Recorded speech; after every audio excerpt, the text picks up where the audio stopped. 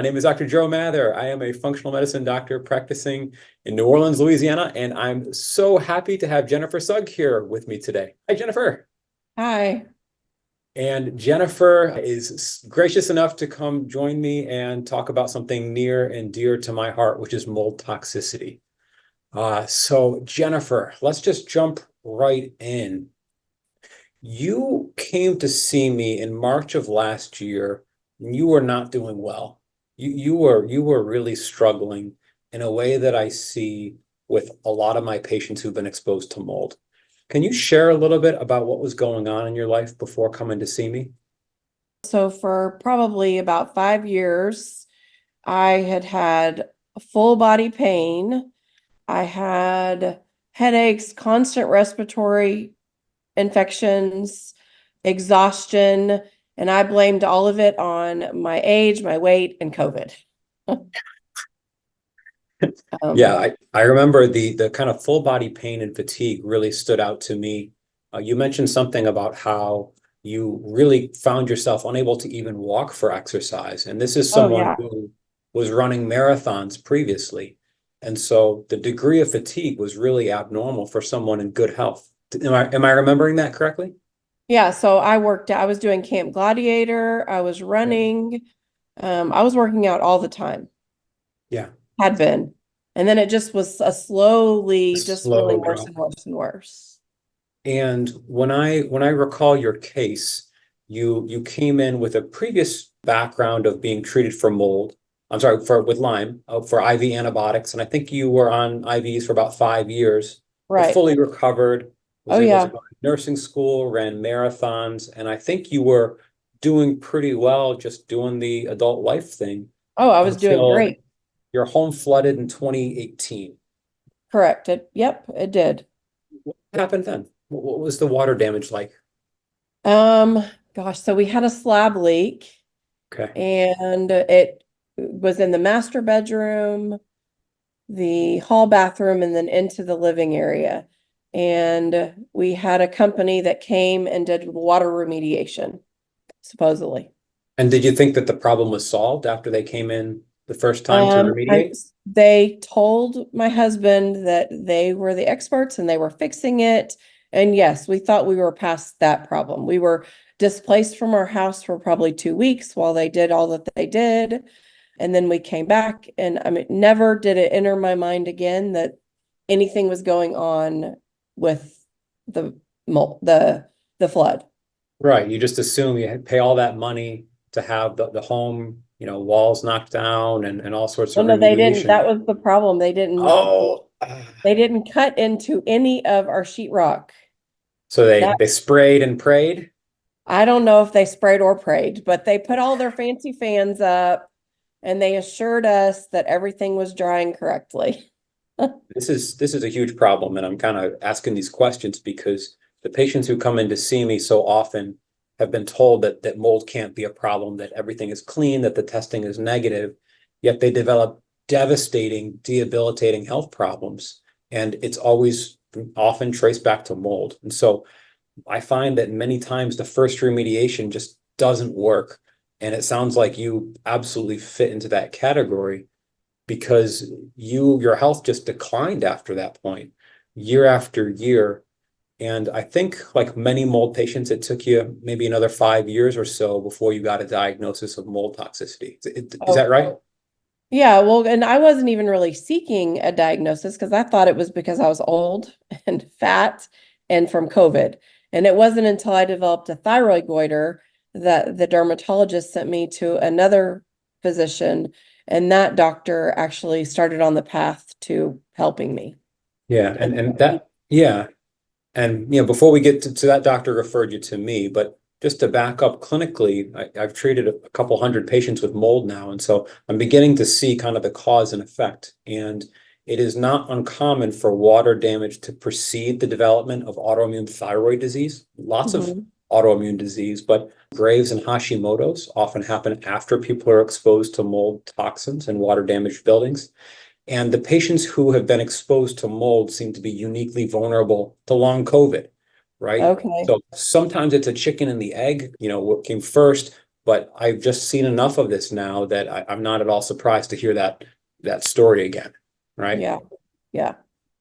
So you kind of, your health is slowly going downhill, and like so many of us, those aches and pains and that fatigue, it just must be me getting old and whatever. But finally, things get bad enough where you go see another physician, and that physician gave you some treatments. Tell us what happened, because this is so important for people who may be finally getting a diagnosis of mold, and then a doctor starts treating them. What happened to you, Jennifer? So the physician did we ended up with the diagnosis of mold toxicity. We found out that it was at our house, and he referred me to you, but in the meantime, between when he referred me to you and when I could get an appointment with you, he started me on on the binders. Yeah. And that was, I don't remember what the time frame was, but it was probably for about 3 months that he had me on those. And I let's see. So, all of my symptoms stayed the same, except that I got exponentially terrible cognitively. It Yep. was, and as educated as I am in medical stuff, since I am a nurse and all that Yeah. I've done, I had no idea that my problems had just been catapulted into a new area. Stratosphere. Yeah. And this is Yes. one of the things why I'm so happy you're sharing this story, because this happens way too much. And I think doctors are well-meaning, and they're trying to attack the problem aggressively for patients who are not in a place where they can handle it. Because so you were given, I think, among other things, three main treatments that made you worse. The first being glutathione, which Yep. is an antioxidant, and it helps us detoxify, right? They call it the master detoxifier. You were given glutathione. You were given the bile acid binder. It's a cholesterol medicine that Right. binds toxins, cholestyramine, and you were given a clay, a Right. clay, bentonite clay. And those three things really, really made you worse. And so cognitively, you really struggled. Do you remember what else you felt? So I do think my full body pain was also a whole lot worse, but in that several months, the absolute worst thing that was totally new that I'd never had before were so I couldn't stop crying. And also suicidal thoughts. And I didn't have a plan, but I wanted to just disappear and just never be around. Yeah, that happened to me too, right? Yeah. So when I had a moldy practice, and I have a great life, I love what I do. I've got a beautiful, wonderful family, right? And I wanted to die, right? Yeah. And the feeling of depression felt so external, just like a blanket on me. And thank you for sharing that, because this is one of the cardinal signs that there may be an environmental exposure. When you have a deep, devastating depression out of nowhere, oftentimes it can be related to the toxins in our environment. I see it very commonly with mold. But you and I aren't the only ones. Right. I usually, if there is not neuropsychiatric symptoms, then I often have a hard time thinking it might be mold toxicity, because they go together so much. So thank you for being brave enough to say that. I think that a lot of people need to hear this, because some mental health problems have direct causes. And Yeah. if you fix the causes, you get better. Because Yeah. you came to see me in March, and one of the first things I did was say, stop the binders, Yeah. stop the glutathione. And what happened? I got better. My brain got okay. I mean, Right. and that was a pretty quick transformation of my head got better all of a sudden. I mean, I Yeah, yeah. still was tired and I still forgot things and I still don't think I could think clearly like I think I should have been able to, but all of these just where I couldn't stop my brain from thinking and where I wanted to just disappear away from my family, that Yeah. just totally went away. I actually saved the quote here, because I see this fairly frequently. You wrote, my mind is 90% better since stopping the Welchol, Mediclay, and glutathione. My brain is back to normal, right? Yeah, And so this is the cause and effect, right? yeah. If too much glutathione is causing the depression and you stop the glutathione, it'll go away, I right? mean, it So was crazy. Yes. it was quick. And Yes. so that got you off of the brink, but you were still not well. Oh, not at all. Yeah, so Right? we were still living in our house and I Yeah. was still a miserable disaster, but I was grateful that my head was better. Yes, yes. One piece that's a little better. And healing from mold usually comes in steps and phases, but the very first is that not all treatments patients are ready for. So I often use Mediclay, bentonite clays to help reduce the toxic load, but we have to be so careful not to do it before someone is ready. Okay, so we get you off the stuff that your body just wasn't ready for, and I start you on one of my absolute favorite treatments that almost all my patients get put on, probiotics, because of how much evidence they have to help in a variety of conditions. We know probiotics bind to mold toxins. We know they help with anxiety, depression, quality of life, bloating, constipation, healing the gut lining, fixing the microbiome. They just are heavy hitters that do everything. So I gave Mhm. you my favorite treatment. What happened? Oh, it didn't go very well for me. No, it didn't. So whatever dose you started me on, it was super tiny and it didn't go well. And then you had me order some special super microscopic teaspoons that went down to a 64th of a teaspoon, which Mhm. was like the size of a grain of rice, and I couldn't even tolerate that. Right. Um, and that was probably like in April or May, probably, or It June was. even. Mhm. Um, and during that time, we were packing and we were working on moving out of our house. Yes. Yes. And so you weren't ready for the probiotics. You were No. still in the moldy environment. And I think it was that visit where I said, Jennifer, your body is so reactive. Your mast cells, your limbic system, your nervous system are on red alert. They're so defensive that even probiotics, which are so well tolerated, are triggering you.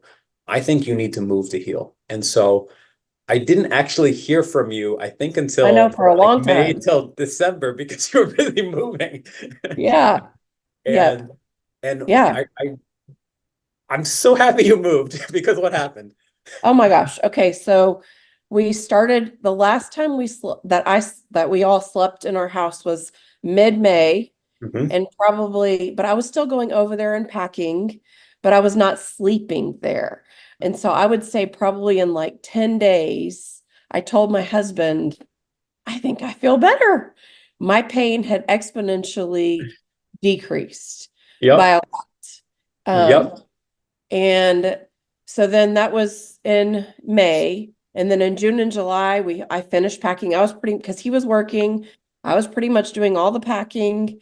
And by August, I said, I'm done. I'm never going back in that house. Yes, you did. And I have continued to get better. I have so much, I'm still a long way from being probably a Perfect. normal 47-year-old female. I really think I'm a long way, but I am, oh my gosh, so much Nights better and than I day. was.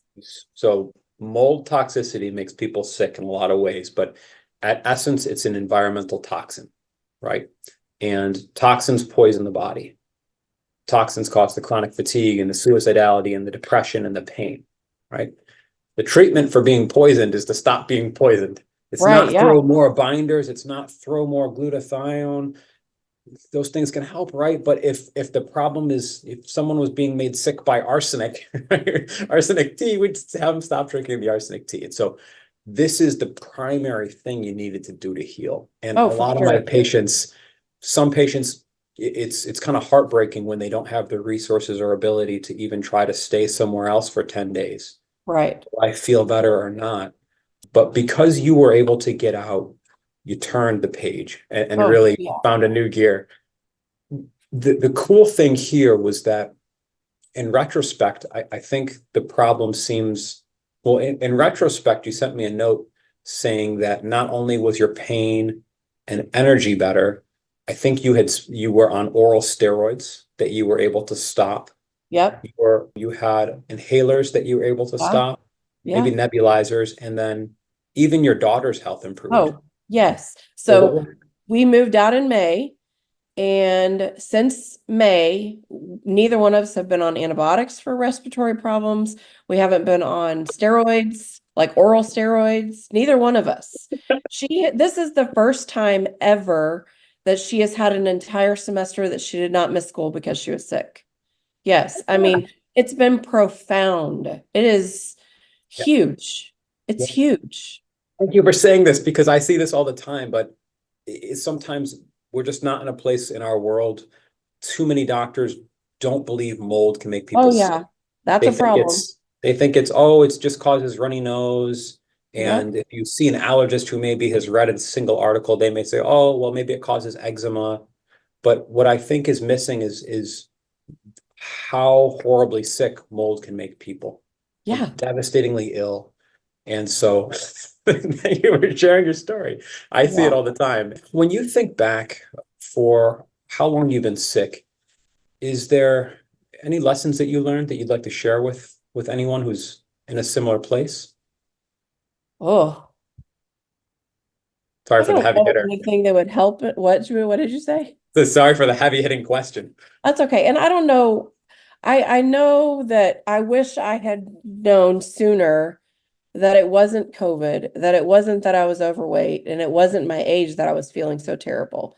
I wish I had known that there was something else probably that and I don't know if anything would have been changed, but I feel like I lost a lot of time just thinking it was, that I was never going to be better. And I mean, there was even time I didn't think I'd make it to my 50th birthday.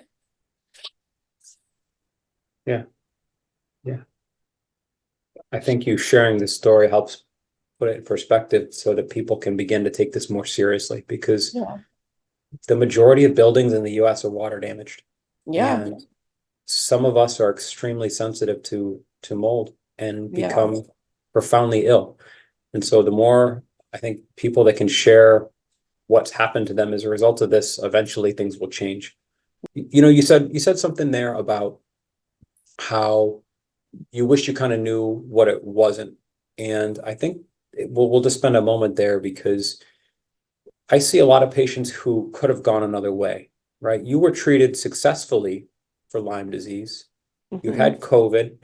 And I have no doubt that at the beginning of our work together, had I tested you for all sorts of chronic viral infections and Lyme and co-infections, that you would have scored through the roof, right? Red lines on the labs everywhere. You would have tested positive for a bunch of things, probably even Lyme. We didn't need to fix those to get you better. Right. Right. And so that's Yeah, for something that sure. I share with a lot of patients because I see a lot of patients waste years chasing down Epstein-Barr or Yeah. cytomegalovirus. They're chasing long COVID. They're chasing MCAS. They're chasing Lyme and Bartonella when it's usually mold in these chronic fatigue and chronic pain situations. The vast majority of people who test positive for Lyme but have mold never need to treat the Lyme. They're like you. Yeah. They move, we get them doing binders, we get them doing limbic repair, we do progressive exercise therapy, right? We rebuild their gut, all the fundamentals get them better. And the minority of patients need to deal with the other infections because the immune system strengthens, it gets better. You Yep. don't get sick as much. You're not getting respiratory infections. And as that happens, the body's better equipped to deal with all the little critters that have Yeah. come to play with us, right? Yeah. You know what? That reminded me. Another thing, another symptom I had, I didn't sleep. I would go to Yep. Okay. sleep and I would wake up and I couldn't go back to sleep. And that was every single night for years. And I was also full of anxiety, which I had never really had before. And my husband was always like, well, I don't know what's wrong with you. I don't know what's wrong with you. And I would be like, I don't know either, but I'm nervous or I can't sleep or I'm just wide awake. And after we moved out, the anxiety is gone. If I'm nervous, it's because like I really didn't pay a bill that I needed to pay. You're Like I really need appropriately to get up and anxious. go do that. Yeah. and I sleep. I go to sleep at night and I sleep all night long. If I get up to go to the bathroom, I go back to the bed and I go right back to sleep like a normal person should. It is, Isn't I it? mean, gigantic. That's another huge thing I forgot about. Huge. It's huge. I see that about 40% of the time in patients who have mold illness. They have profound insomnia. They wake up feeling like they got hit by a truck. And I think a lot of it has to do with the mold toxins. They're laying there at night, just being continuously exposed. During the day, many people will go out to work and Right. open the Yeah. windows of their car and they're in a different environment and they may start to perk up after a little bit. Right. But Yeah. at night, you're just you're lying there Yeah. being poisoned. Yeah. Um, it's not uncommon for that, and the anxiety, the profound anxiety without a real good Yeah. reason, is another red flag that there's something going on. Yep. Oh my Yeah. All of goodness. that's so much better. So much better. And so we've got a ways to go, but I I think know. we've gotten you to a place where we're standing on solid ground, Oh, for sure. right? And now we can just keep optimizing it and getting you better and better slowly and steadily. Yeah. And I'm hopeful, which I hadn't been. And I believe that I'm going to actually get better. I asked my husband probably about a month ago, can you tell a difference? And he said, yeah, you laugh again, which is huge. I mean, I wasn't even laughing. I mean, I just wasn't, I was just miserable. So yeah, Man, it's just life is hard so enough, good. right? If you can't laugh, then I we're know. we're in a lot of Yes. trouble. Yeah. Yes. So yeah, everything is All so right. good. Oh man, this is fantastic. Yeah. Are there any treatments that you want to put a pin in that you found have really been helpful for you? Anything that's missed the mark that you wished I wouldn't have given you besides the probiotics at first? Oh, Well, by the way, are you taking probiotics now?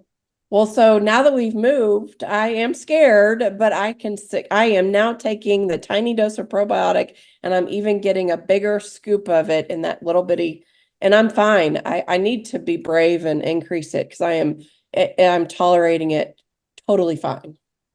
Just the longer you're in a non-toxic environment, the more resilient you're going to be, right? And so just keep pushing that dose slowly and steadily. And if you have a symptom, you just back the dose down, right? You want Yeah. to just keep it underneath that threshold where things bother you, and the probiotics will slowly do their work. So Yeah, just keep so much going better. slow. You're gonna get there. It's easy.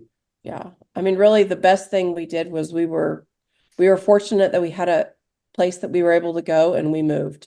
Yeah. That was probably Yeah. the best thing that we had happen. And maybe one more time, just because I really want people to understand what happens if you're living in a moldy environment and you go somewhere else. Jennifer, how long did it take for you to feel better? You spent some time away from your house before moving. Well, so whenever we would go on trips, I never really noticed a difference. But Okay. we have little kids and we were all, we went to Disney World. Well, nobody feels good when they go to Disney World because it's so much work. It's awful. Yeah. So really, I didn't notice the difference until we moved and I was still going and packing. But within 10 days, I verbally said to my husband, I think I feel better. And then it just kept getting better, especially when I finally said, I'm done. I don't care what you do with the rest of the stuff in our house. I'm not going back in there. And then have continued. I just feel better and better. I can get through a full day, and feel like I am going to live through the rest of this week. I mean, Yeah. it's just so much different. It's so much different. It's so Right. much different. That the 10-day mark is usually the threshold I give patients, right? So when patients are mildly ill, right, sometimes 3 to 5 days, it's like they go from black and white to color, right? When patients have more exposure, when they're less resilient, week 7 to 10 days, right? If someone goes is not sure about their environment, they move into somewhere else and they're not clearly better, especially by 14 days, it's much less likely that mold is causing the illness. So Mm, usually we see that kind of profound difference. And so I tell patients, you should be feeling minimum 30% better across the board, right? yeah, Usually more, but if they're not having multiple symptoms, cognition, pain, fatigue, GI health get better, then it might not be mold that's causing that yeah. problem. Well, it was definitely mold for me. It was definitely mold for you, and we fixed it. And Yeah. now we just get to keep getting you healthier and healthier. Yep. The only Jennifer, other thing that I've done that's been great are Epsom salt baths. yeah, I would have never ever believed it, you but know, those are great. They really help. They are similar to binders in that they can mobilize toxins. So I do have patients be careful not to overdo it, but a couple Epsom salt baths a week can be really helpful for digestion. And the other piece is that the Epsom salts are magnesium sulfate, right? And mhm. it's hard to get a lot of the sulfates into our diet, and the sulfates are actually absorbed through the skin. So the sulfates then can help repair connective tissue and help with the gut. And it's just a missing piece. It's hard to get in other places. So when people can do Epsom salt baths, I think they're fantastic. Yeah, it helps me a lot. I should probably do one tonight. Yeah, if I get to the end of the day and I'm hurting, I Mhm. can go sit in the bath with Epsom salt for 20 minutes and I get out and I feel perfect. It's so nice to have those tools because Yes. life comes at you, and no matter how healthy you are, Yeah. you may have one of those days. And Yeah. so learning on the things that help are is just invaluable. Yeah. Very much so. Jennifer, thank you so much for sharing your Oh, thank story. you. Gosh, we think you're amazing. And the epigastric pain that I had that you helped me solve. And I mean, just that alone, you're always will be my favorite. That's right. You're one of the people who did great with the hiatal hernia Yes. reduction, Oh my um, gosh. Yes. which is one of my favorite things. It doesn't always work, but when it works, people think I'm a wizard, right? Oh, for Uh, sure. You are totally in my book, you are. So, yeah, so I should just, regardless, I should just have everybody do a hiatal hernia technique just to maybe, optimize the yeah. number one, the ones Yeah. that Yep. do it. Well, Jennifer, my friend, so nice to see you. Thank Yeah, you thank for you. sharing your story, Of and course. we'll talk to you soon.